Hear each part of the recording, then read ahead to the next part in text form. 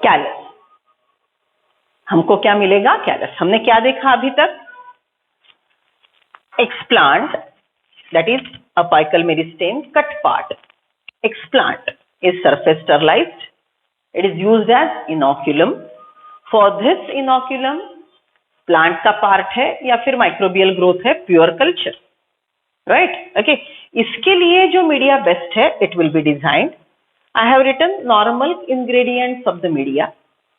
This media is again sterilized. So ये sterilization जो है, right? ये sterilization जो है वो एक्सप्लांट का सरफेस स्टरलाइजेशन किया जाएगा और ये स्टरलाइजेशन ऑटोक्लेव में होगा। Surface sterilization,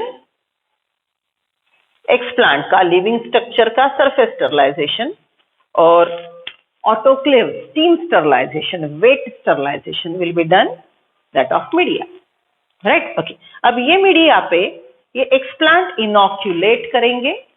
media are of two types, as I said, solid, liquid. ये सेल जो लिक्विड या सॉलिड पे ऐड किए हैं ये माइटोसिस से डिवाइड होंगे, और माइटोसिस से डिवाइड होने के बाद हमको दो प्रकार की ग्रोथ मिलेगी। Okay, see, if I am talking about the media which is solid. अब देखो ये पेट्री प्लेट है, आपने टीवी पे या हमारे प्रैक्टिकली के क्लिप पे देखेंगे हम, ये है media, right? What is this? This is solid media, solid food, right? ये जो मीडिया है सॉलिड, इसके ऊपर हमने जो इनोक्यूलम रखा, माइक्रो ऑर्गेनिज्म, अब ये ग्रो होगा, इसका साइज बड़ा होगा, right? This undifferentiated mass is called callus. Write down definition, MCQ जरूर पूछेंगे। Callus is undifferentiated mass of sales.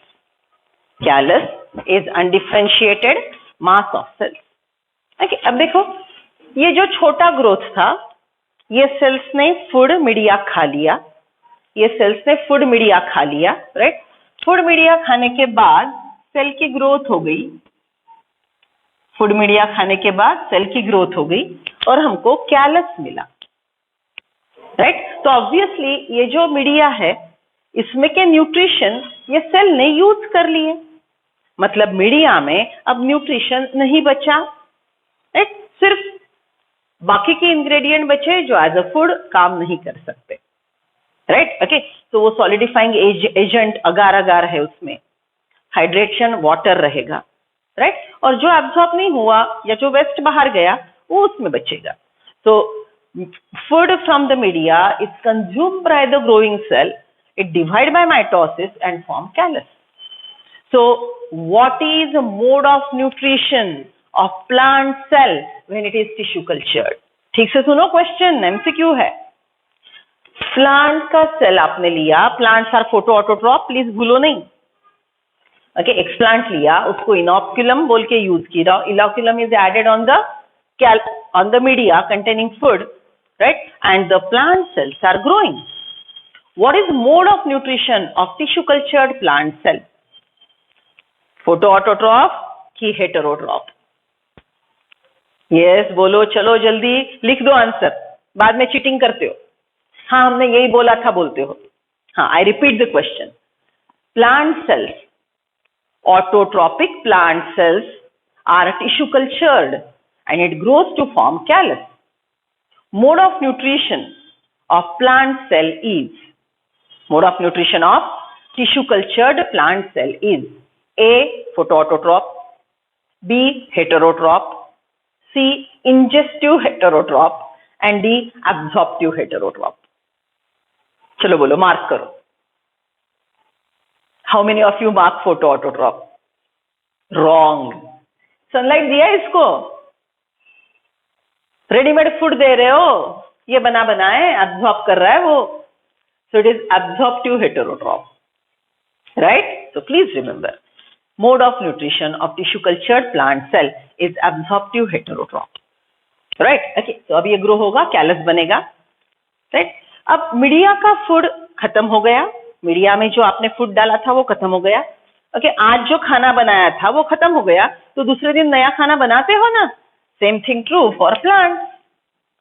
आपको फिर से नया मीडिया बनाना पड़ेगा, नया पेट्री प्लेट लिया, राइट, और इस पे अब एक ग्रोथ आप ट्रांसफर करोगे, right. So this process is called subculture, subculturing, transferring growth, transferring callus from previous media to freshly prepared media is called subculturing. Okay, so यहाँ पे ग्रोथ हो रही है, राइट। नाउ लिसन, सी, ये अगर आप ऐसे ही ग्रो करते हो तो सिर्फ कैलस बढ़ता रहेगा, सिर्फ कैलस बढ़ता रहेगा, बराबर। इसमें डिफरेंशिएशन नहीं होगा। अगर आप माइक्रो ऑर्गेनिज्म को ग्रो कर रहे हो तो आप डिफरेंशिएट कर ही नहीं सकते। Please think properly. Micro organisms are unicellular, उनके पास सेल डिफरेंशिएशन है नहीं। Okay, epidermis, cortex, parenchyma, collenchyma, sclerenchyma, bone cell, nerve cell, ऐसा कुछ नहीं है, एक सिंगल सेल है, वो सिर्फ ग्रो होता रहेगा। तो वहां पे हमको माइक्रोब्स के टिश्यू कल्चर में, जिसको माइक्रोबियल कल्चर बोलते हैं, माइक्रोबियल क्लोनिंग बोलते हैं। आपने यहाँ पे इनोक्युलम लैक्टोबैसिलस डाला, एसिटोबैक्टर एसिटी डाला, उस पे पेट्री प्लेट पे ग्रो किया, उसका ग्रोथ बढ़ रहा है। ओके, पेट्री प्लेट पे बहुत सारे बैक्टीरियल कॉलोनीज ग्रो हो रहे हैं। ओके, ये ट्रांसफर होगा तो यहाँ पे और दूसरे बैक्टीरियल कॉलोनीज ग्रो होंगे, राइट। ओके, और बाकी के बैक्टीरियल कॉलोनीज ग्रो होंगे। तो ये जो बैक्टीरियल कॉलोनीज ग्रो होंगे, यहाँ पे डिफरेंशिएशन है ही नहीं। लेकिन अगर ये प्लांट का सेल है, ओके, अगर ये प्लांट का सेल है तो आप क्या करोगे, फिर से इसको सबकल्चर करोगे, ये टिश्यू को आप फिर से सबकल्चर करोगे, और ये मीडिया में अब आप ऑक्सिन साइटोकाइनिन का रेशो मेंटेन रखोगे। ये मीडिया में आप फिर ऑक्सिन इज टू साइटोकाइनिन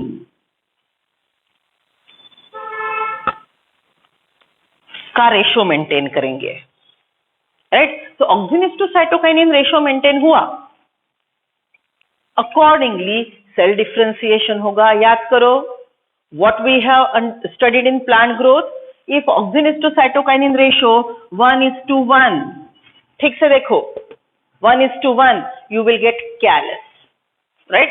यहां पे क्या बनेगा, कैलस। अगर आपने ऑक्सिन को ज्यादा रखा, more auxin less cytokinin, more auxin less cytokinin, तो यहां पे root initiation that is राइजोजेनेसिस,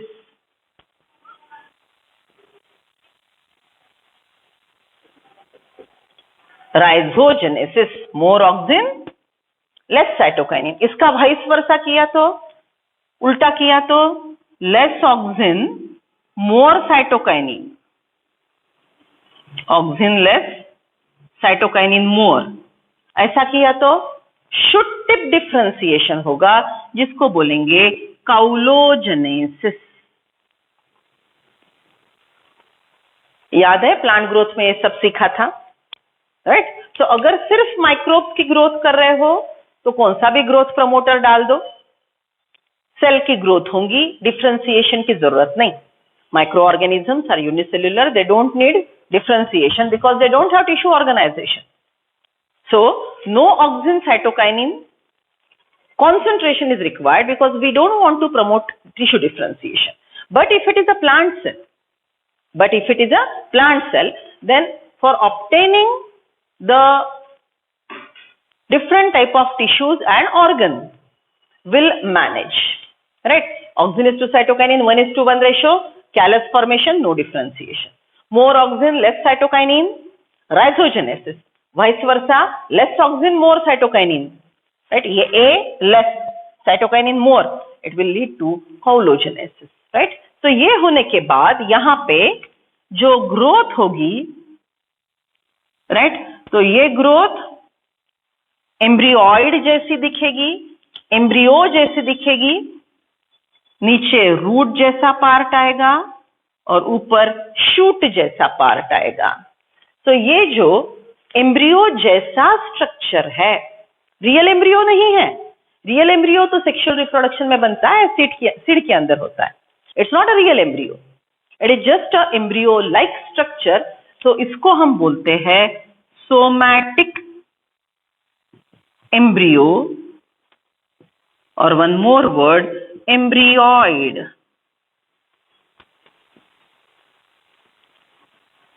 somatic embryo, embryoid, right? Okay, तो somatic embryo, embryoid is growing. आप इसको ग्रो होने दो। ग्रो होने के बाद, ओके, थोड़ा ग्रो होने के बाद transfer it to pots.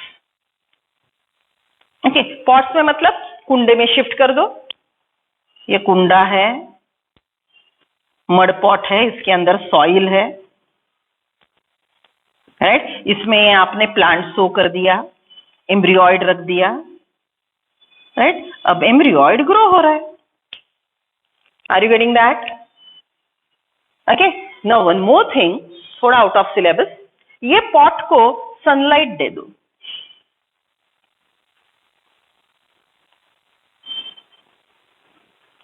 You please continue. I am just keeping space. आपके पे इसके नीचे कंटिन्यू करो। Your page is like infinite, right? You can turn. So continue करो। इसको सनलाइट दिया तो क्या प्रमोट होगा? Listen, listen. See, if sunlight is provided, leaf stomata will be open, transpiration will be initiated. More the transpiration, more will be the suction pull, transportation in plant. याद करो, leaf के cell transpiration से पानी गवा देंगे तो leaf में का पानी कम, तो लीफ सेल का सक्शन प्रेशर डीपीडी बढ़ गया। लीफ सेल का सक्शन प्रेशर डीपीडी बढ़ गया तो पानी ऊपर खींचा जाएगा। This suction pressure help in development of xylem and phloem. Differentiation of xylem and phloem. Xylem, phloem are also acting as mechanical tissue which is initiating the process of hardening. जो plant है ये पहले hard नहीं था, जैसे ही आपने sunlight दिया इसमें xylem phloem डेवलप होने लगे तो ये प्लांट अब सॉलिड के सपोर्ट के साथ ग्रो होगा। तो सनलाइट की वजह से यहाँ पे क्या हो रहा है? It is initiating the process of hardening and which gives you a mature plant. Are you getting that? So यहाँ पे हमको एक मैच्योर प्लांट मिलेगा जब हम इसको फार्म में ग्रो करेंगे।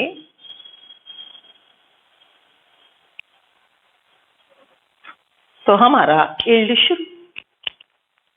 See, apical meristem, explant, surface sterilized, added in the media. Media is also completely sterilized in autoclave. So, explant is inoculated. It will grow. Cells, mass of undifferentiated cell, callus will form. Then oxygenase to cytokinin ratio is managed. Continuous subculturing is done. एक petri plate से दूसरी plate fresh media पे transfer किया जाएगा। Hormone का concentration बदलता रहेगा। Accordingly, there will be tissue differentiation and callus develop into embryoid. Embryoid will be transferred to pot.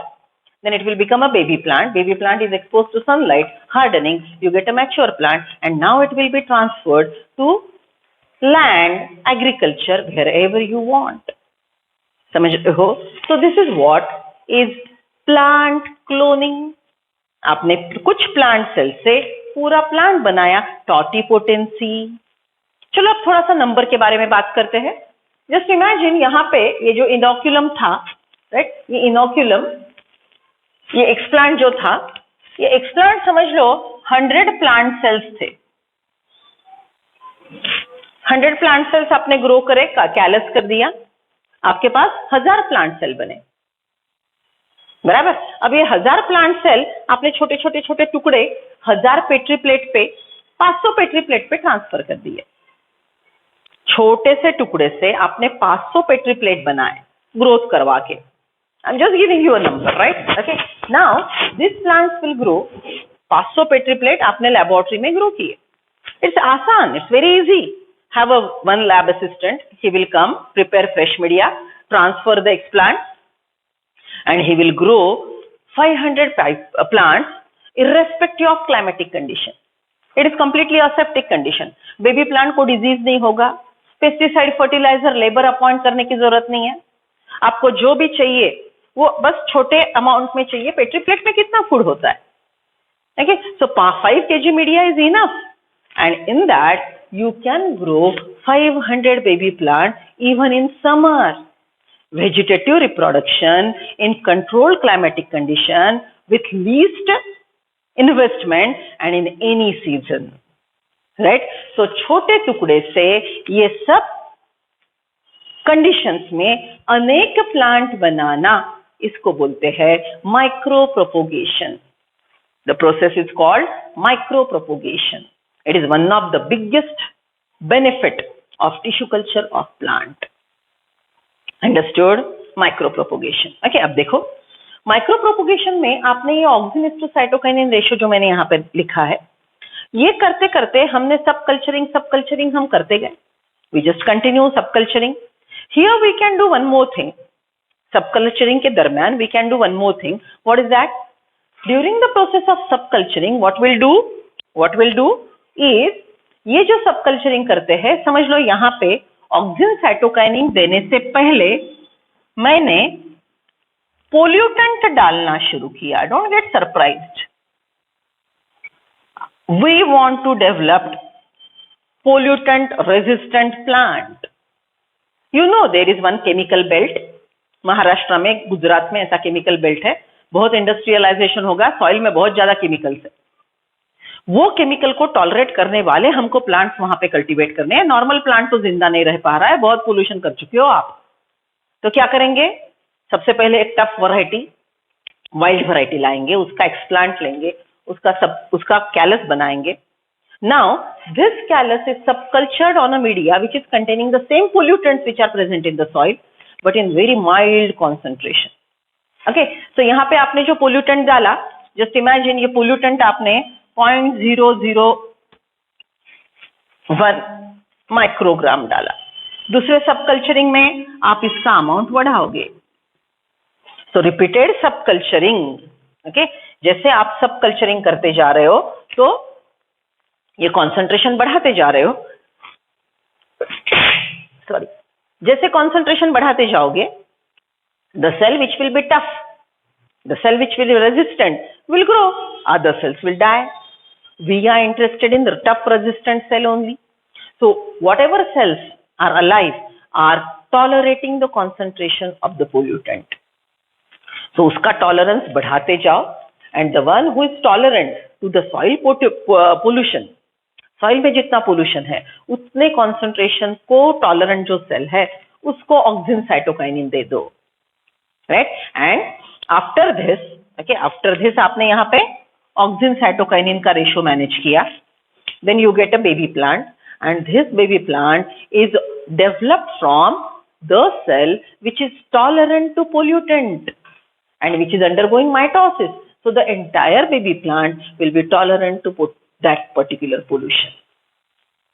ऐसे ही इसको क्या बोलते हैं? स्ट्रेस बियर करने वाला प्लांट. धीरे धीरे स्ट्रेस बढ़ाते जाओ, अपने आप टॉलरेंट बनेगा. सो स्ट्रेस कौन से चीज का है?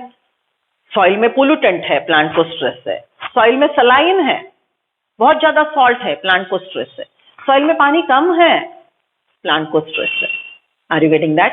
सो stress resistant plant can be developed by repeated subculturing. This is one of the biggest merit of micro propagation. समझ रहे हो? राइट. ओके, अब देखो और एक बात बहुत ही इंपॉर्टेंट है.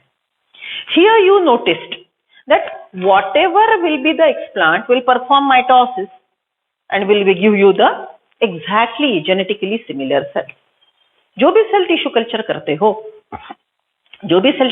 करते हो वो सेल्स माइटोसिस करवा के आपको एग्जैक्टली सिमिलर सेल देते हैं. Okay, now get it. Just imagine यहाँ पे आपने पोलन डाला. व्हाट यू एडेड हियर, ये जो एक्सप्लांट है, ये एक्सप्लांट है pollen. You know pollens are haploid. Haploid cell है. हैप्लॉइड सेल माइटोसिस करता है क्या? यस. हैप्लॉइड सेल मियोसिस नहीं करता, माइटोसिस करता है. ओके, कहाँ पेयर्ड क्रोमोसोम लगते हैं माइटोसिस के लिए? Wherever the chromosome is, it will develop and there will be exact division. Haploid cell, diploid cell, triploid cell can go for mitosis. बराबर. तो ये पोलन है. पोलन आपने टिश्यू कल्चर किया, पोलन कैलस बनाएगा, तो ये कैलस भी हैप्लॉइड रहेगा. All the cells in the callus will be produced by mitosis, so they are haploid.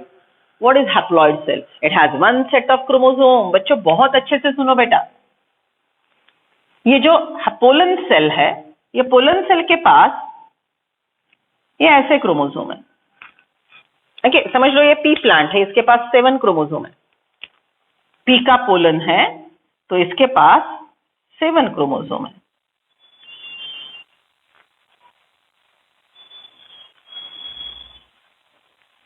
Okay, अगर हैप्लॉइड सेल है तो इसके पास मेंडेलियन फैक्टर, यहाँ पे सिर्फ स्मॉल टी है, यहाँ पे सिर्फ स्मॉल आर है, यहाँ पे सिर्फ स्मॉल वाई है, यहाँ पे स्मॉल ए है. So have you noted I mentioned all recessive characters. This plant is pure for recessive. Is it practically possible? अगर डिप्लॉयड प्लांट होता था तो उसके पास एक तो डोमिनेंट जीन होता ही था, लेकिन मियोसिस में सेग्रीगेशन हो गया तो हमको कुछ सिर्फ डोमिनेंट कैरेक्टर वाले, कुछ सिर्फ रेसेसिव कैरेक्टर वाले, कुछ मिक्सिंग वाले सब मिलेंगे. लेकिन ये जो हैप्लॉइड प्लांट में हैप्लॉइड सेल है, इसके पास क्रोमोसोम का एक ही सेट है, तो हर कैरेक्टर वाला एक ही जीन है, तो वो जीन 100% एक्सप्रेस करेगा. Remember in haploid cell one set of chromosome is there, so obviously there is only one gene which regulate that particular character. So whatever genes are present in a haploid cell, they are always expressed because there is no other allele to dominate its expression. Are you getting me? So as to study germ plasm collection, याद करो, first step was germ plasm collection.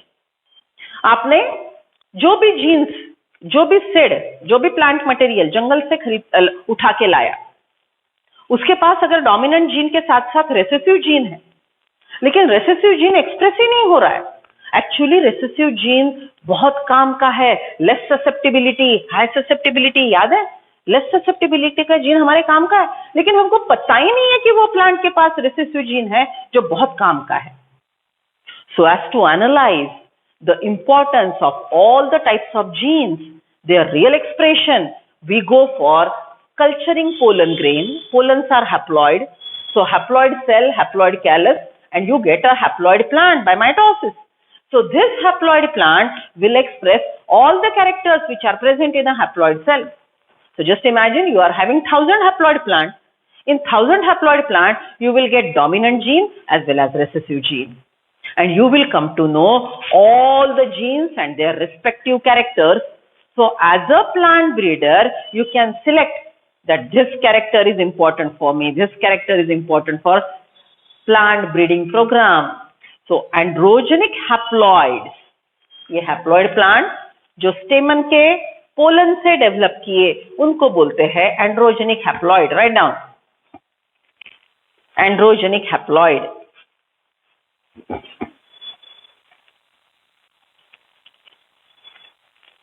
Androgenic haploids are the plants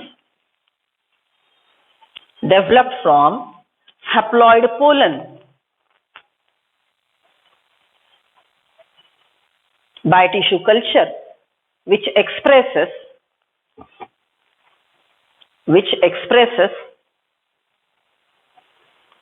all the genes present in it.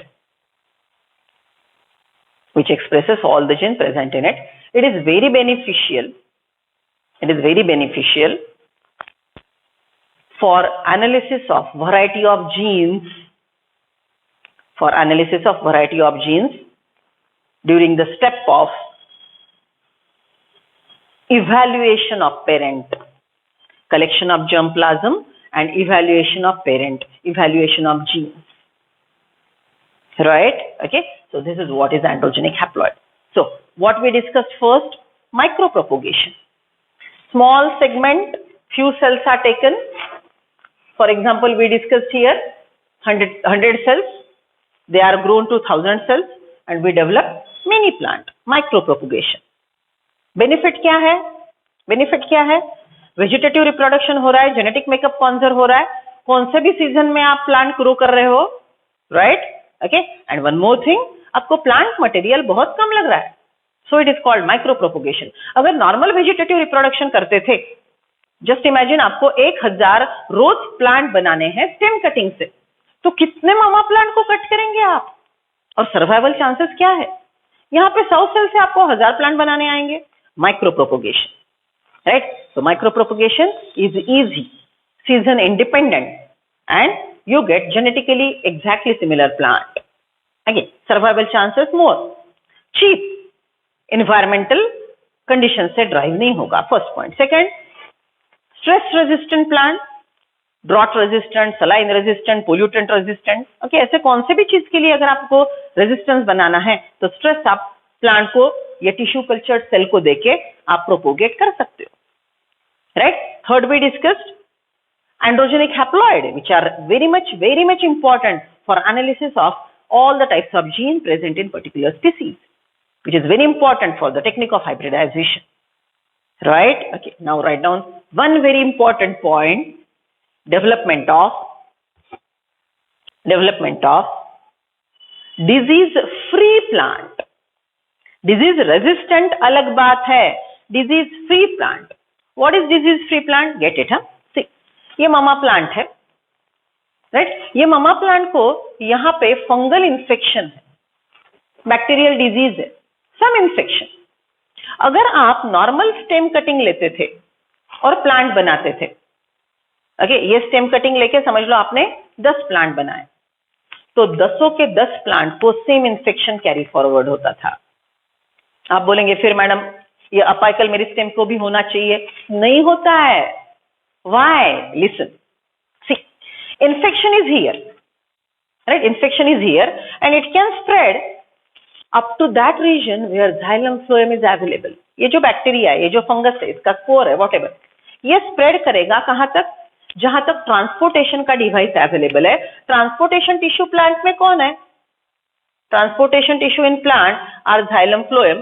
So tissue differentiation is done up to this level only. इसके ऊपर का part total meristematic है, simple parenchyma है, और ऊपर का ये apical meristem है. तो देखो, ये इन्फेक्शन का जो पार्ट है वो सिर्फ xylem phloem द्वारा यहां से यहां तक ही जाएगा, इसके ऊपर वो नहीं जा सकता. क्यों? ट्रांसपोर्टेशन xylem phloem ऊपर बना ही नहीं है, इट इज पैरेन्काइमा और उसके बाद है मेरिस्टेम. सो जब आप मेरिस्टेम ग्रो करते हो, इतना ही पार्ट लेते हो, तो वो पार्ट अभी भी इन्फेक्शन फ्री है. The mama is infected, the mama is having disease, but the infected diseased mama has apical meristem which is still not infected because it is away and transportation facility is not available and meristematic cells are free from disease. So infected mama plant के explant से अगर आप baby plant बनाते हो तो उनको कोई disease नहीं होगा. So that is development of disease free plant. Isn't it a topic related to anatomy? Anatomy आप सीखते हो कि यहाँ पे permanent tissue है, ये अपाइकल मेरिस्टेम है. अपाइकल मेरिस्टेम और नीचे के परमानेंट टिश्यू में सिर्फ अंतर बीच में यहाँ पे पैरेन्काइमा होता है, और xylem phloem ये डिफरेंशिएटेड रीजन में ही बनते हैं, right? So one more benefit of micropropagation is development of disease free plant. Disease resistant plant बाद में सीखने वाले हैं. These are significances of micropropagation. Come to NCERT reading, page number 176. Tissue culture. As traditional breeding technique failed to keep pace with demand and to provide sufficient fast and efficient system for crop improvement, another technology called tissue culture got developed. Traditional agriculture से हमारे पास जो amount growth का rate चाहिए था वो नहीं था, तो हमने एक पैरेलल ब्रांच डेवलप की जहां पे एनवायरमेंटल इंडिपेंडेंट प्लांट सेल्स की ग्रोथ होगी या प्लांट की ग्रोथ होगी. What does tissue culture means? It was learned by scientists during 1950s that a whole plant could be generated from explant. Total हमको explant से हमको पूरा प्लांट मिल सकता है, मतलब टोटिपोटेंसी हमको टिश्यू कल्चर में पता चली. यहाँ पे हैबरलैंडेट ये साइंटिस्ट का नाम आएगा. He proved that not only meristematic cell but all living plant cells are totipotent. Write down this star point. Write down this star point. All living plant cells are totipotent. उनके पास nucleus है, उनको आप tissue culture कर दो, वो divide होंगे, रिडिवाइड होंगे, differentiate होंगे और पूरा प्लांट देंगे. एनिमल में ऐसा नहीं है. So what you wrote, all living plant cells are totipotent, bracket में लिख लो न्यूक्लियस वाले, हैविंग न्यूक्लियस. एनिमल्स में लिखो zygote is totipotent and up to blastula stage 32 celled embryo, up to 32 celled embryo, मतलब यूट्रस में एक जाइगोट है, एक के दो, दो के चार, चार के आठ, right.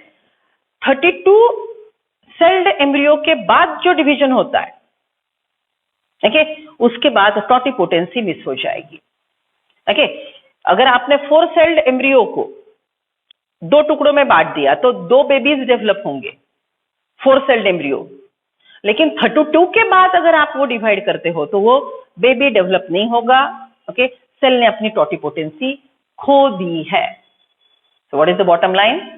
In animal zygote is totipotent and 32 celled embryo, till 32 celled embryo the totipotency is maintained, otherwise after that it is lost.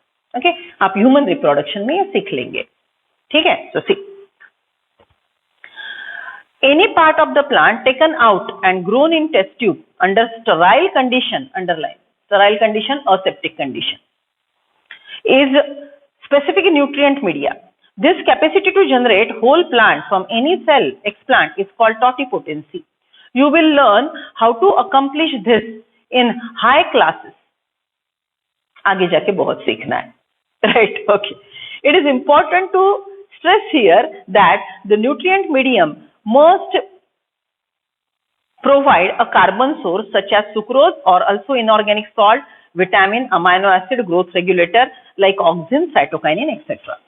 तो ये जो पूरा यहाँ पे लिखा, यहाँ पे ऐड कर लो growth regulators, hormones, right. Okay, वहां पे वैसे लिखा है लेकिन यहाँ पे ऐड कर लो. Media contains all this things, added growth regulators added. चलो proceed. This method of producing thousands of plants through tissue culture is called micro propagation. Okay, छोटे सेल से मिनी प्लांट बनाना, the process is micro propagation. Each of this plant will be genetically identical to original plant from which they were grown. This is a method of plant cloning. That is they are Soma clones. Okay, वो cloning से बने हैं तो उनको बोलेंगे soma clones. Many important food plant like tomato, banana, apple etcetera have been produced on commercial scale using this method. Try to visit a tissue culture laboratory with your teacher to better understand and appreciate the process. Yes, your teacher will take you to practically meeting wherein we'll really visit a well-equipped laboratory in which all the instruments are clearly shown. Okay, बहुत अच्छे equipment, बहुत अच्छे clips हम अच्छे से देखेंगे. So your teacher will definitely guide you for that. Okay, see, another important application for method is the recovery for healthy plant from diseased plant. Title दो यहाँ पे, development of disease free plant. Mama is diseased, okay, mama plant diseased है, right. उससे हमने disease free plant obtain किया because the explant is meristematic and away from the infectious part. Okay, so it is development, very important for development of disease-free plant. लिख लिया. Another important application for this method is to recovery of healthy plant from diseased plant. Why it is possible? Because the cell differentiation, xylem, phloem tissue are not developed till apical meristeme, so pathogen cannot travel to the meristematic tissue. That is the reason. See, even if the plant is infected with virus, the meristeme apical axillary is free from virus or pathogen. Hence, one can remove the meristeme and grow in vitro in the glass vessel. This total is in vitro tissue, in vitro growth of the cell. Right? Hence, one can remove the meristeme and grow in vitro to obtain virus-free plants. Scientists have succeeded in culturing meristeme of banana, sugarcane, and potato. Okay, so till now I covered ये पूरा जो tissue culture है, मैंने NCERT को related सिखाया. Really sorry, it cannot be a last lecture, क्योंकि बाकी के जो important application हैं tissue culture के वो रह गए. So we'll have one more lecture, but I promise it will be really a last lecture. ठीक है? But get the applied part, right? Here you are, like this is the area. Here your career can flourish, right? So thank you for saying yes.